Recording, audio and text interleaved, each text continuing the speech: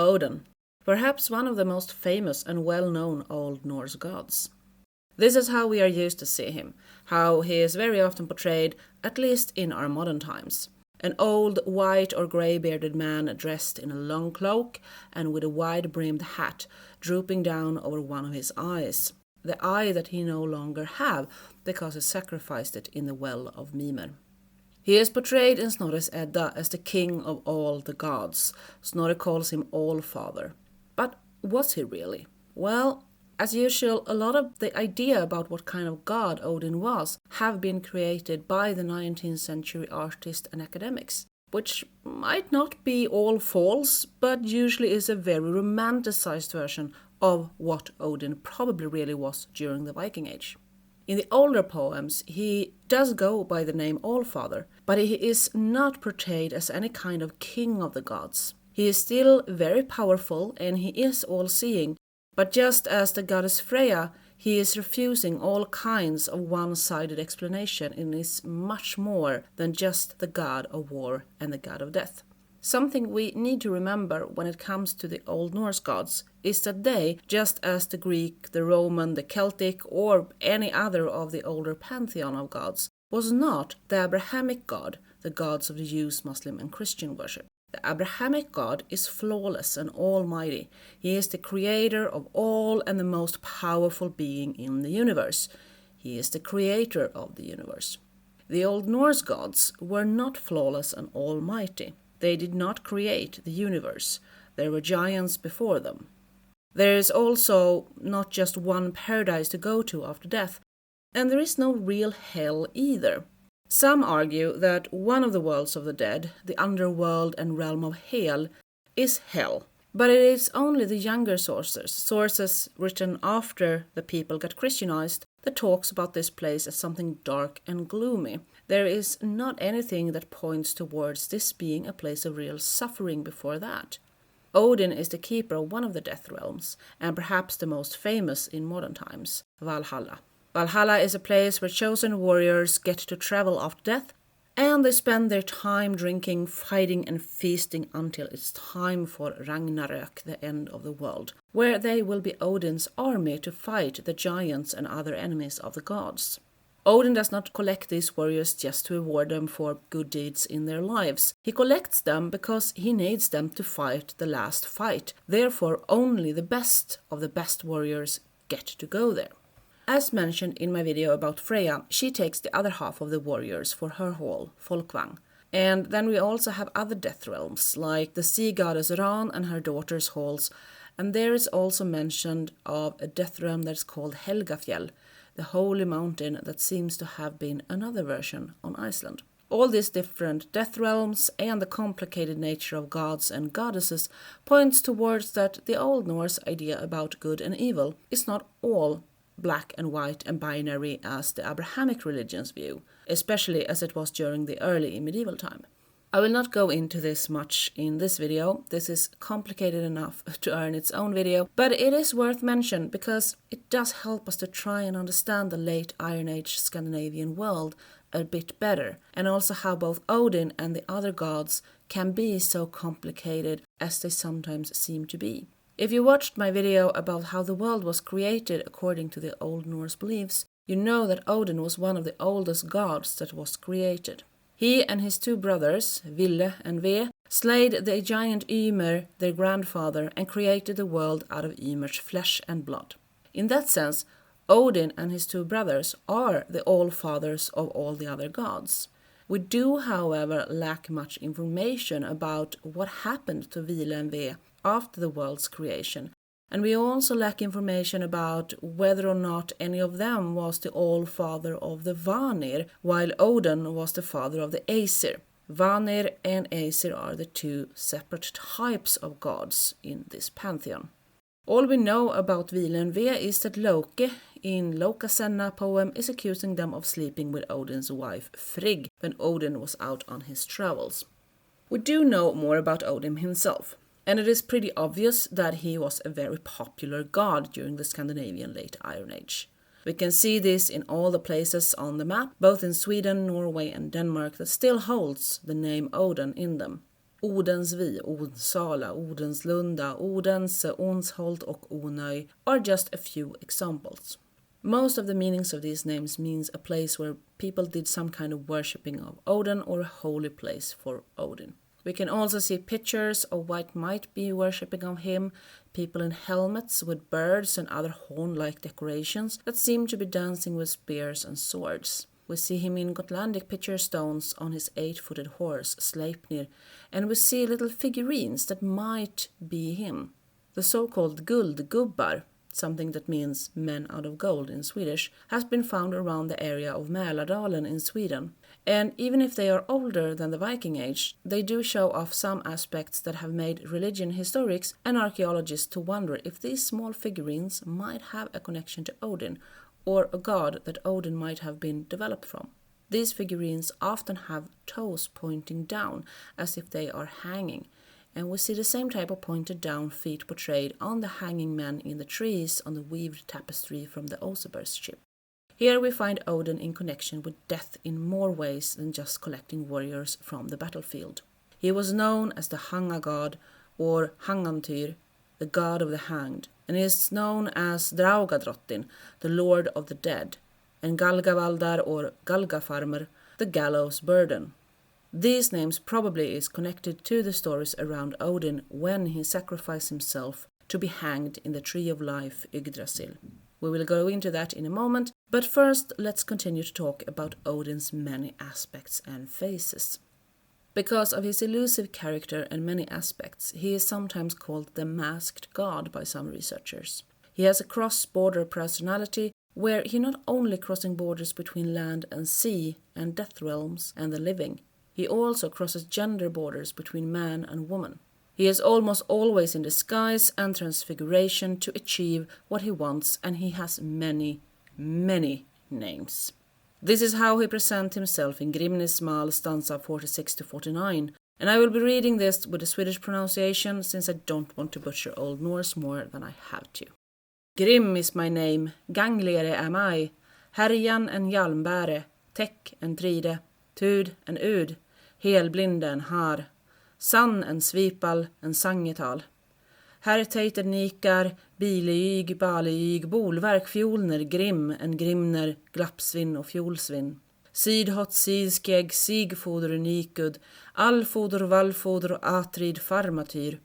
A single name have I never had, since first among men I fared.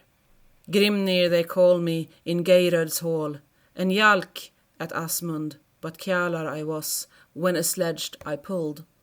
At a ting, tro, vidur, at council, Oske, Biflindi, Janhor, and Omni, Gondler and Heartbird mist gods.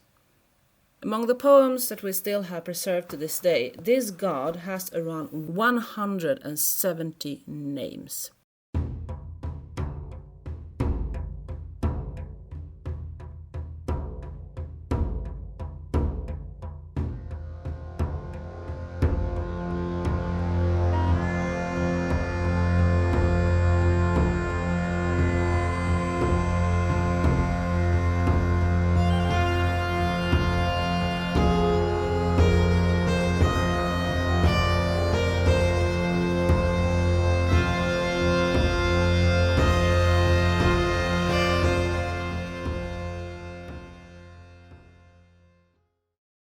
And a skald worth his or her name had to know them all. Odin was very popular with the skalds, and we have many poems telling stories about him and his deeds.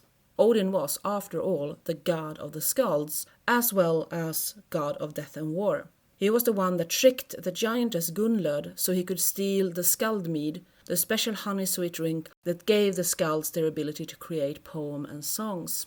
The inspiration and ecstasy that is connected to the skalds are called Oder, and that is the very heart of the name Odin. But at the same time as Odin is god of ecstasy and creativity, he is also a god of reason, logic, and strategy. A god that with all possible means is trying to get control and knowledge over the cosmos. He doesn't do this to help the humans and create a better world for them. He doesn't do this out of totally selfish reason either. He has simply seen too much and know that the world's order is fragile and there is an ending coming, Ragnarök. And even if he knows it is inevitable, just as he knows that his beloved son Balder will be killed, the first sign of the coming of Ragnarök, he at the same time tries very hard to stop it. A lot of his knowledge comes from self-sacrifice. As I mentioned earlier, Odin is the hanged god. He hanged himself in the Tree of Life and hanged there for 9 days. The tale about this is a tale of suffering. He is stung in his side by a spear, starving and thirsting, since no one is carrying him any bread or water.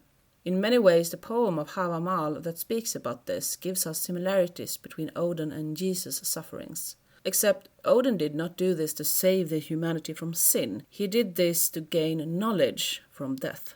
There seemed to be a close connection between death and knowledge in the Old Norse world, since he also, in one poem, travels down to the death realm of Hel to wake up a long-since dead Völva, an old female seer, and force her to tell him what will happen to the world. She is not happy about this, but starts to tell him both how the world was created and how it will end. This is the famous poem Völuspá. He also sacrificed one of his eyes to throw into the well of Mimer, which made him see all things in the world. And that is why he is the one-eyed god. Odin is a scary character in the myth, not something you would actually want to have around your house. He is, just as most of the gods, surrounding himself with a lot of animals. The difference here is, though, that while, for example, Freya have her cats, Frey has a golden pig, and Heimdall has his horse, Gulltoppr, Odin instead surrounds himself with pretty scary animals, like ravens and wolves. He has his 2 ravens, Hugin and Munin, which means thought and memory. They fly around in the world and then return to him to whisper in his ears about what is going on. Many of the male gods has their own special horse, but Odin, he doesn't have just a horse, it is a monster. Sleipnir is a huge grey 8-footed horse, actually the son of Loki, and therefore also half-brother to the Midgard worm, Hel, keeper of the dead, and Fenris, the huge wolf that gods had to bind because it became too powerful. Horses have clearly had an important part in the Vikings' lives and was very valued, so that Odin has a magical horse that with his 8 legs can travel in great speed and distance is not so strange.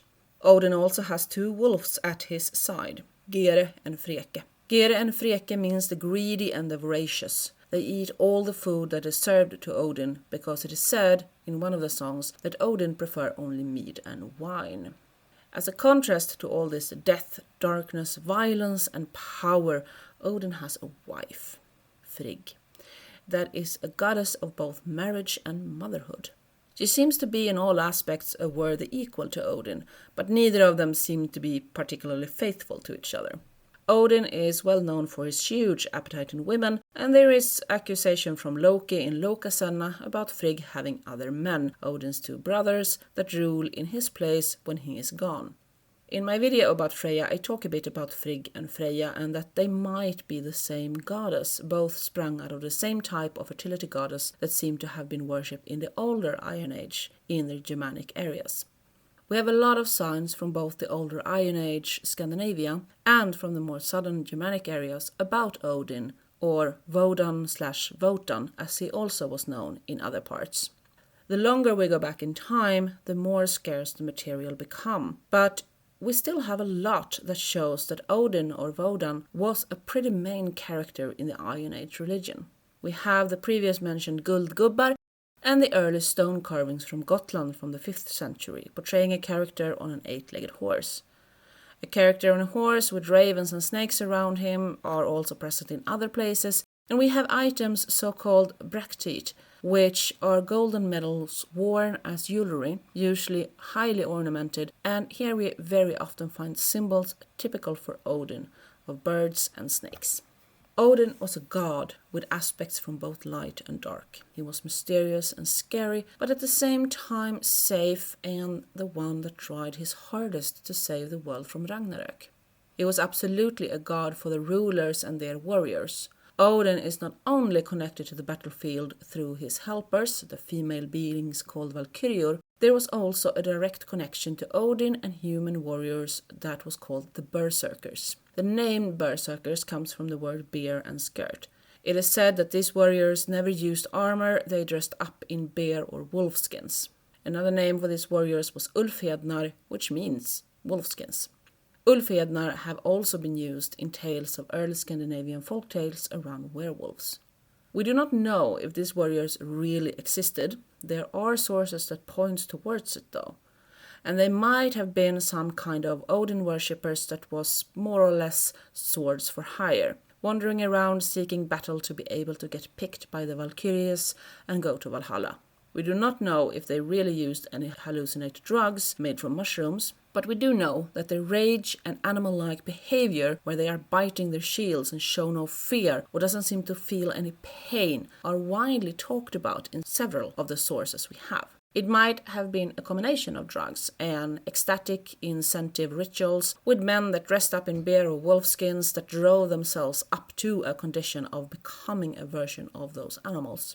The chess pieces from the Isles of Lewis have warriors that look totally crazy and is biting their shields. So if this was just a product of Skull's imaginations, it for sure was a picture that was well etched into the minds of the Iron Age people.